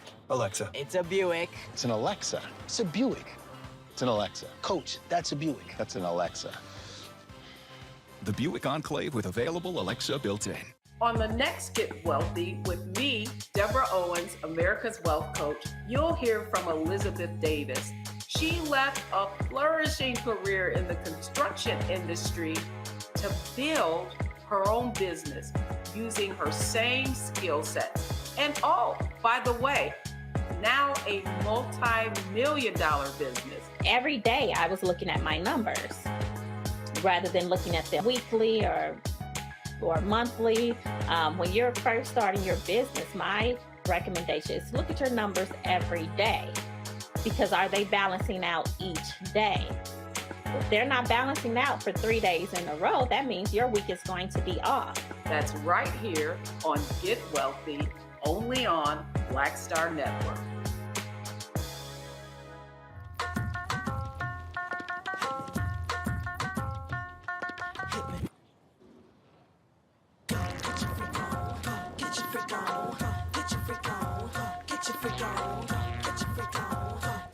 On the next A Balanced Life with Dr. Jackie, we're talking all things mental health and how helping others can help you. We all have moments where we have struggles, and on this week's show, our guests demonstrate how helping others can also help you. Why you should never stop giving and serving others on a next A Balanced Life here on Black Star Network.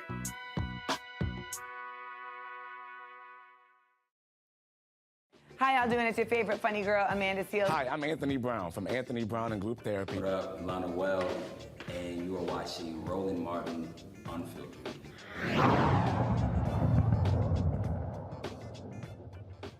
To understand how COVID impacted black people and how you still have this racial inequality economically in this country, which is one of the themes of the Poor People's Campaign we talk about tomorrow. A new study from the Center on Budget and Policy Priorities showed the impact of COVID on people of color. The report is shocking, and that is, in September 2020, 55% of all adult renters reported a loss of income due to COVID. For Latinos and black folks, 65 and 57%. But really what jumps out here, Roland, is that when you look at here, black families with children struggle the most. An average of 32% said they were behind on rent, compared to 23% for Latino and Asian families with children and 18% for white families. People are always talking about, oh, we don't see systemic racism, these things don't matter, but here's a perfect example of how when COVID hits, when there's a pandemic, when there's a downturn, a recession, black people and Latinos, Asians are greatly impacted economically.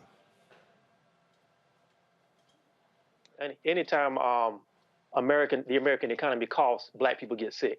And unfortunately, you know, what are the numbers now that black people as a whole have maybe just enough money to cover like 1 month of being out of work, and then you're facing homelessness or some sort of disaster.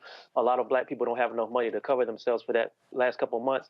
And this is a pandemic that's going on almost 2.5 years, and people still have not recovered from it.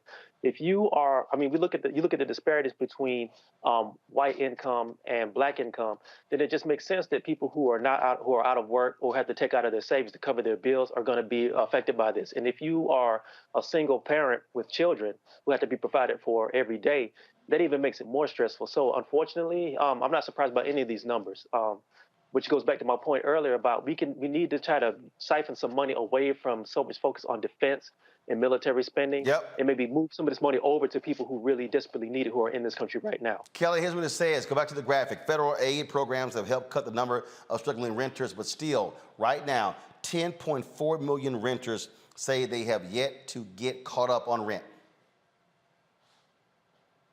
I mean, that doesn't surprise me. I mean, with what's going, like, I live in DC, right? And I have been fortunate to have relatively affordable rent for somebody who lives in DC proper. But for many people, friends, family, colleagues, everyone, rent is way too damn high. Like, the rent is too damn high. And for people who suffered at the hands of lack of employment as a result of the pandemic, I can't imagine how they could have caught up. Is even if it's been 2.5 years, just because the rent didn't, for a lot of buildings, did not stop increasing, or they just started increasing within the last year because there was like a moratorium on rent increases. But even with that moratorium, the rent was too high then. So I can only imagine how they are faring now.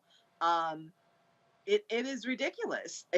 Housing should not be a privilege, especially when it is so integral to life in this country, or having a productive life in this country. Something's got to be done about it. I'm just not sure exactly what or how, or if it's going to be done at all.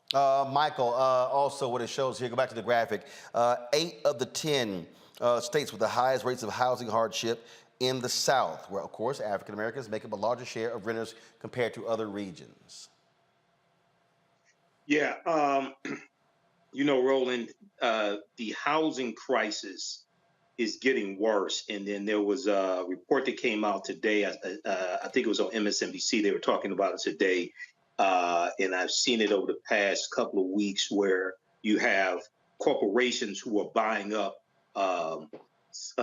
single bedroom homes, okay, and then renting them out at inflated rates as well.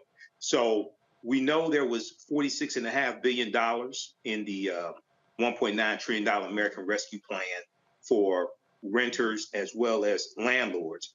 That's largely been exhausted, even though some states may still have a little money left. But this is, we're really about to hit a crisis as evictions have started back up. And as evictions escalate, we're really about to start to hit a crisis when it comes to housing if this is not addressed. And it's going to have to come from federal, state, and local government. Okay, I don't think it's just going to be federal government. But one of the things that has to happen as we deal with inflation and we deal with 8.6% inflation year over year, one of the things that is going to have to happen is somehow you're going to have to rein in these corporations that are buying up these homes and then renting them out at inflated prices. Well, bottom line is everybody's trying to make money, and that's contributing greatly to inflation. All right, folks, time for HBCU Connect.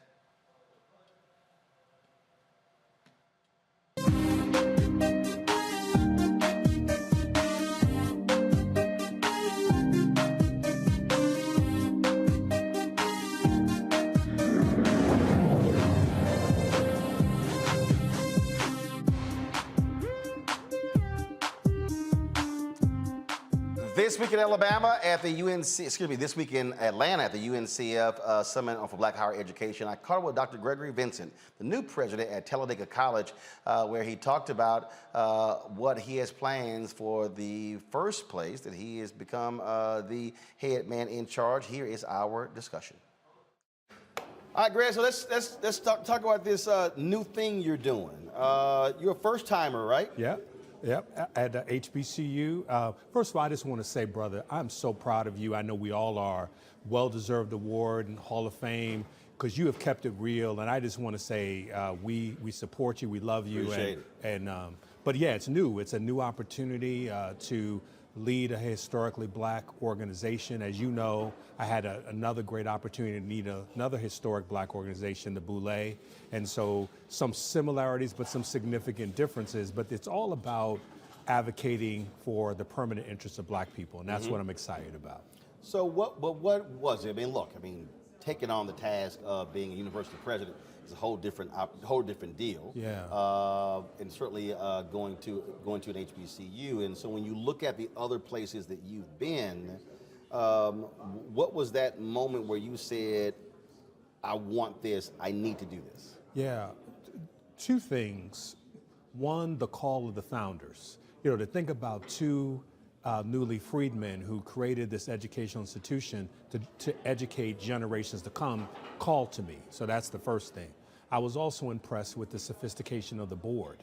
They're very strong, very committed. Some are Talladegans, some are not. But I was very impressed with them. And then meeting the young people, the students and the alums are just so incredible. We're here at the UNCF Forum. The person who tagged the terrible thing away is a Talladegan, Dr. Long, right, who was also a UNCF president. So this permeates. And so it was a great calling to come to an HBCU, particularly at this point in my career.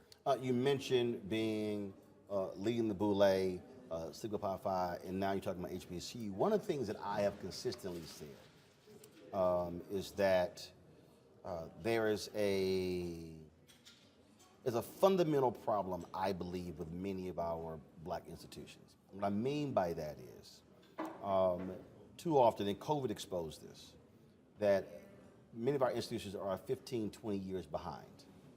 Whether we're talking about black churches, whether we're talking about black colleges, whether we're talking about black organizations, in terms of being able to operating in the same space now. So what COVID did, COVID forced a lot of universities. They had no choice but to do online. They had no choice but to change how they were recruiting, how they were doing business. And I think if there was a silver lining, if you will, with COVID, I think that's what it did. It forced a reevaluation of how our black institutions were doing business.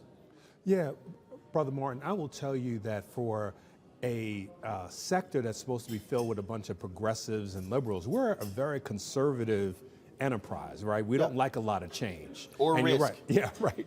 And so there have been these global events that have changed higher education. You think about World War II. You think about COVID, right? It's these external events that have impacted us, has caused us to change, and we're oftentimes reacting to these global changes, right? And so you're absolutely correct. I think what makes this forum and this, Unite so powerful is how do we collectively use our resources for the greater good, right? Because one institution can't do it all, but collectively we can make it happen. And I think it is, you mentioned board. And again, one of my greatest criticisms of our institutions is that we have folk who are in positions of power who never sat at the table of power. Yeah, yeah. So we have folks who, but you take boards. I say it all the time. You don't sit on board of trustees to get power. No, you bring something to the table. Do you bring relationships? Do you bring fundraising? Do you bring expertise? And that's one of the reasons why I think too often we've had stagnation. And even when you talk about the whole issue with trying to move change, if you have folk at the table who have never played at this level, well, then there's no way the institution or the organization can ever get to that level, because you gotta have folk who are with you as opposed to you constantly fighting with them, trying to get them to understand why we need to get to this level. You know this better than anyone. Talent, talent, talent at all levels, from the board to the executive leadership, to your faculty, to the students. You have to have talent. You hit it so well. One of the things that I appreciate about Talladega, they didn't want to be in-house. They wanted people from different backgrounds, different perspectives. There have been people, to your point, and I love the point you made, who have been responsible executives in their organizations. They are leading. They're bringing in profit and loss, right? They understand these issues. And I agree, and they love the institution. Now the outside piece I do think is also critical, because one of the, when I've had conversations with the folks and we've talked about historically out HBCUs, there's this reluctance to have somebody who didn't go to a HBCU. And then it's, oh, well, you don't understand the HBCU way. And the flip side is, I understand P&L, I understand shrinking enrollment, I understand you're gonna go out of business. Yeah. So the deal is, if you can get somebody who brings a special skill set that can elevate your institution, that's who you need to be choosing. Brother Martin, we have one of these executives that you so astutely picked out is the CEO of the Alabama Institute for the Deaf and Blind. He happens to be white. His son went to the school. He encouraged his son to go for a whole host of reasons. And so that's a great example. But one thing about Talladega and so many of these other institutions, we've been ahead of the curve around commitment to being inclusive. Our fraternity was our first, interracial fraternity. We've been about this all along. So why are we afraid to have people from different backgrounds and perspectives? I think it's important that we do that. When you visited the university, what have you discovered to be your greatest need, your greatest priority? Yeah, you know this well, deferred maintenance, right, and the upkeep. Very often we put that to the side, and that's why they call it deferred maintenance, well, right? That's an American thing, too. Yeah. We wait for stuff to literally fall apart, then go, I guess we ought to fix it. Right. So I would say that's the greatest thing. This is an amazing campus. We had part of the Underground Railroad on our campus. We have these buildings and institutions that breathe history. The Dr. Harvey Museum now houses the Amistad murals that are valued at $50 million. Thanks to his generosity, we're now able to preserve them. They were at risk of being destroyed forever, but for proper curation, right? And so that institution, we know many institutions that are having problems in their residence halls. How can you learn when you're worried about, am I safe, right? So that's important as well. Have you, where's the university now when it comes to its enrollment? Yeah, we're about 1,300 students. Now, what's the highest it's ever been? That's the highest it's been. That's the highest it's been. And you raised something else that's important about online learning. One of our most important programs is what we call our fast track program. That's the program that Coach Sanders, Deion Sanders, finished. That's going to be a very important part of our teaching and learning. So if you're at 1,300, where do you want to be in terms of, what is your campus capacity in terms of on campus. If I looked at using the summers, using off, study abroad, all of that, I think we can very easily enroll 1,700 students at some form or fashion, and I think that's a good steady state for us. What are your dominant programs, your dominant degree programs? Yeah, psychology, the sciences. We are well known for our sciences. Criminal justice is a huge issue. Our business programs, much like every other school, all of our students want to be entrepreneurs, so they want to understand that business context. They want to be the next Roland Martin. Well, here's the one thing. It's so interesting when folks come up to me, especially a lot of students, and they say, I want to do what you do, and my response is, but do you want to do what I did? That's it. Because I think what happens is folks, they see this, so Right. they see name on this, so they see the lights, everything like this, but what they don't really say is, okay, but what goes behind this?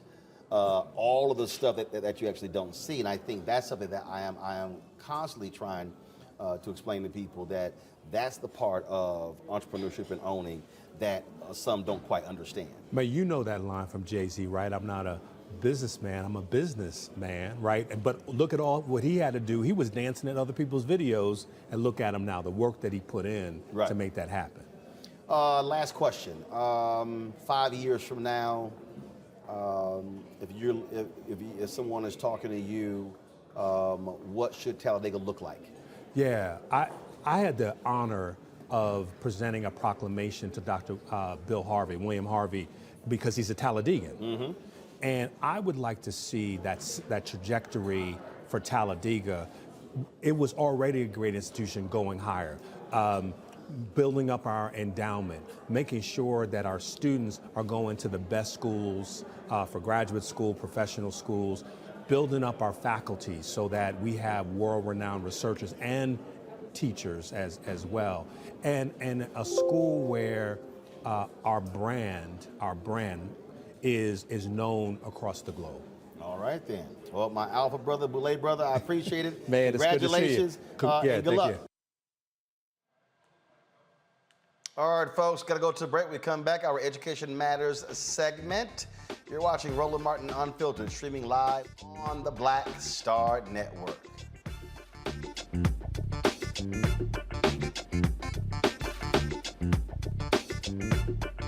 Next on the Black Table with me, Greg Carr, a very different take on Juneteenth with the one and only Dr. Sunyata Ahmed. We'll explore the amazing foods, remedies, and rituals that are a part of our history and the Juneteenth holiday. So it's our responsibility to return the healthier version to our folks instead of just the red liqueurs marketed to us, the red sodas and the other things. I mean, why does the Kool-Aid man have to sound like Louis Armstrong? He's like, oh yeah! Yeah, right. An enlightening and tasty hour of the Black Table, only on the Black Star Network. What's going on? This is Tobias Trevelyan. Hey, I'm Amber Stevens-West. Yo, what up, y'all? This is Jay Ellis, and you're watching Roland Martin Unfiltered.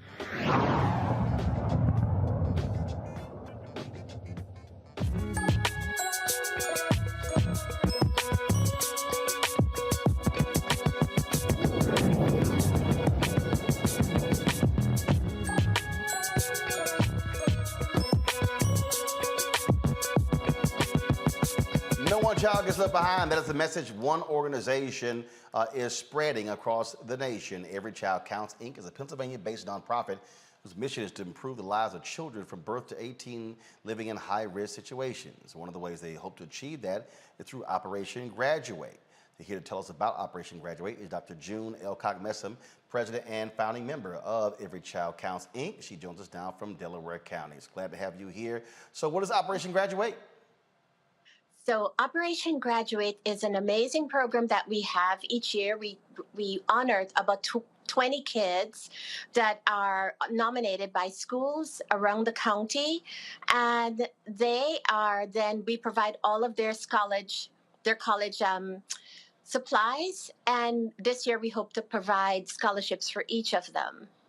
We provide also mentoring for them. We're hoping that one child at a time we can teach them how to get out of poverty, how to get out of their situation, come back to the situation and teach another child how to do it. If we can help one child at a time to get out of this their situation, whatever it is, whether if it is that they were hurt, whether it is that they're just poor, whatever the situation is, if we can help one child at a time be the best that they can be, we hope to do that for them. How many folks have gone through your program thus far?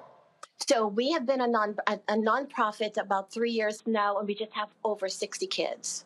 Okay, and what is your capacity? How many are you looking to be a part of this? So every year, so far, we've only had enough money raised to do 20 children. And so that is our goal for this year. Again, on July the 23rd, we're going to have a ceremony to honor them. And we're going to have, hopefully this year, we're going to have mentors on site for them, because that is one thing that is underutilized. And I think it's a really incredibly key component of this program to keep them, to support them, to guide them through this process. And so right now we can only have 20 kids. As we grow, we hope to have more children. All right, then. Questions? Kelly, you're first. So with a lot of programs involving children, it seems that it's kind of one-dimensional. Can you explain the importance of the holistic wellness of every child counts, and how and what you need out of stakeholders and people watching this so that you can expand this program even further? So actually, every child counts.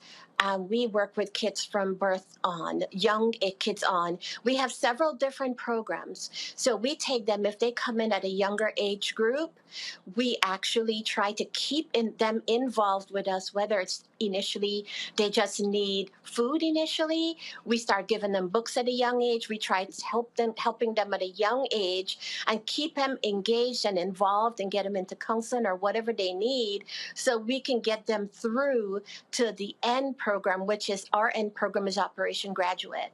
So we try to look at everything holistically. I find that in our community, I can't speak for everyone, right? Talk therapy is not necessarily the kind of therapy that our kids want to utilize. And in our community, so we have negotiated with a movement therapist, a music therapist, a yoga therapist. And so we will take these kids wherever they are. You want to rap, you want to sing, we're going to help you do that. If you need to write lyrics to recover from whatever it is, we're going to help you do that. And so we try to deal with the whole family and to help them so that we can rise the whole family up. Because when a child is hurt, a family is hurt. And so every event that we have, we bring the whole family in. Toran? Good evening. You spoke to the importance of mentorship when you were speaking earlier. Can you talk a little bit about what sort of mentorship you do for these children? Do you talk to, do you have children and people at each age group who are around their age to talk to them as they're being mentored? So actually right now we just have for Operation Graduate, so the high school grads going to college, we try to pair them with a mentor. It is underutilized right now because the mentors are not on site. So that is something that we're trying to change this year. This year, we're going to have a child who's paired with a mentor, and they're going to be on site on the day that they receive their award and their scholarship. So we're hoping to work with a local sorority and fraternity and have them coming on site on that day. And I think it's crucial for kids to have that mentoring program. All right, then. Well, June L. Cock, we certainly appreciate it. Where can people get more information if they want to donate and help? Where would they go? ECCinc.org. That is our ECCinc.org. That's our Facebook. We have Twitter, Instagram, LinkedIn. You can reach us on any of these sites. Okay. All right. Well, we certainly appreciate it. Thank you so very much and good luck. Thank you so much. Thank you for having us. All right, well, folks, before I get out of here, yesterday I gave a Juneteenth speech last night to the city of Missouri City, Texas. I certainly appreciate y'all having me. If y'all want to see the speech, simply go to the Black Star Network or go to our YouTube channel. You can actually see that program. We live streamed it last night as well. And let me also shout out my homegirl, Rochelle Carey. She, of course, she's a native of Houston, Baylor graduate. We worked together at CNN. We had the opportunity to catch up yesterday. This is her photo there, so we had a chance to catch up. She's about to launch some new content on her YouTube channel, and so I went to her. She had 393 subscribers, y'all. I said, Rochelle, that don't make no sense. I said, we're going to get you at least 2,000 new subs in the next 24 hours. So y'all go to her YouTube channel and check it out. YouTube.com/Rochelle Carey. RICHELLECAREY. Let's get her numbers up. She started with I saw 393 today. I just posted our image on social media. So I told her, I said, yeah, we're going to at least get you 2,000 in the next 24 hours. Because, child, 393 ain't good enough, Rochelle. That's it. Michael Imhotep had to bounce. Kelly, I appreciate it. Total Run Walker, thanks a lot for being with us as well. Folks, tomorrow we are broadcasting live from the nation's capital for the Poor People's Campaign. Look forward to that. And also, so I was not supposed to be here today. I was supposed to be at the University of Michigan for their Juneteenth event. My 6 a.m. flight on Delta from Houston was canceled. And literally, there was no other flight that got me to Michigan in time to give the speech. We checked everybody. We checked every airline, Southwest. My sister even checked Spirit. Now, y'all know damn well we were trying to actually make this speech. We were unable to do so. I even looked into chartering a plane and literally could not find anything. And so I want to thank the University of Michigan for inviting me. I was there several years ago with Jane Elliott. I hope to go back. And so we tried every single thing to get there. And I just hate that we could not do it. And that was one of the members of the Little Rock Nine who was speaking there as well. And so I definitely wanted to be there, but there was just no way. These airlines now all over the place. And so it's just crazy now what is happening with these flights. And so we just could not do it. Okay, come on, YouTube. We 20 away from hitting 1,000 likes. Seriously, y'all hit the like button. This ain't that hard. Come on, hit the like button. We should hit 1,000 before all of our names go by. These are all the members of our Bring the Funk fan club. Every Friday, we show their names. If you don't see your name, now some of y'all keep saying, man, it's going by too fast. All y'all got to do is sit here and record the show, then slow it down to find your name. We put first names first, because that's in terms of how our spreadsheet goes. So first names first. So y'all, it ain't hard to find your name. So if you have not been able to see your name, let me know. I'll be sure to have Keenan add your name to the list so we can make sure that you are on there. And so finally, y'all hit 1,000. Y'all, I should not have to be begging y'all to hit the like button. The moment you log on before you start commenting, hit the like button, okay? That's it. We got to go get some sleep. Our whole team is going to be out there tomorrow covering the march. Don't forget, we go live at 9 a.m. We'll be there nonstop also. I'll be on Simone Sanders' MSNBC show tomorrow, 4 p.m. from the mall as well. All right, folks, until then, I'll see y'all. Holla!